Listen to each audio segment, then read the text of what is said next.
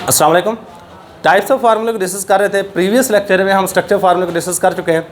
उसमें हमने कहा जी ये एटम्स की एग्जैक्ट अरेंजमेंट को बताता है। नेक्स्ट हमारे पास जो टाइप ऑफ फार्मूला है वो है कंडेंस्ड फार्मूला। नेक्स्ट हेडिंग दे दो, कंडेंस्ड फार्मूला। अब कंडेंस्ड फार्मूला कौन सा होता है? पहले देखो, कंडेंस का लफ्जी मतलब अगर देखा जाए ना, कंडेंस का लफ्जी मतलब मुख्तसिर कर देना। क्या करना? मुख्तसिर कर देना, छोटा कर देना, सुकेड़ देना। सही है, ये कंडेंस वर्ड का मतलब है। कंडेंस का मतलब क्या है जी? मुख्तसिर कर देना। अब the formula which shows the formula which shows a group of atom, जो ज़ाहिर करे which shows a group of atoms. ये एटम्स के ग्रुप को रिप्रेजेंट कर रहा होता है attach to each carbon atom in a straight, एक सीधी, इन अ स्ट्रेट और ब्रांच्ड चेन is called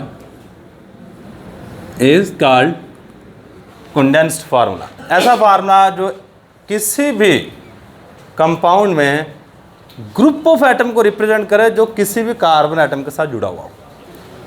से इस फार्मूले को हम नाम दे देते हैं कंडेंस्ड फार्मूला। अच्छा, यहाँ पे एग्जांपल चेक कीजिएगा। थोड़ी देर के लिखना बंद कर दो, इस चीज़ को चेक करो कि हम कंडेंस्ड फार्मूला किस तरह कर सकते हैं, बना सकते हैं। देखो, ये वाली चीज़ आपके पास स्ट्रक्चर फार्मूला मौजूद है। अगर आपको स्ट्रक्चर फार्मूला करना आ गया है, लिखना आ गया, तो आप कंडेंस्ड फार्मूला बना सकते हो।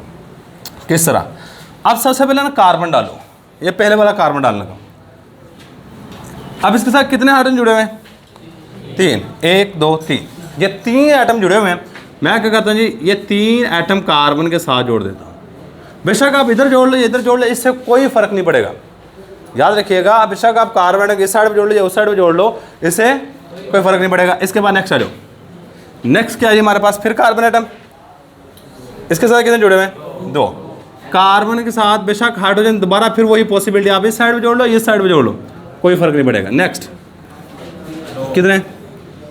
2, फिर 2 हाइड्रोजन जुड़े हैं। फिर आगे क्या है हमारे पास? कार्बन आ गया, कितने जुड़े हुए हैं? 3 हाइड्रोजन है, 3 लगा दिया। इसको हम नाम देंगे ब्यूटेन का।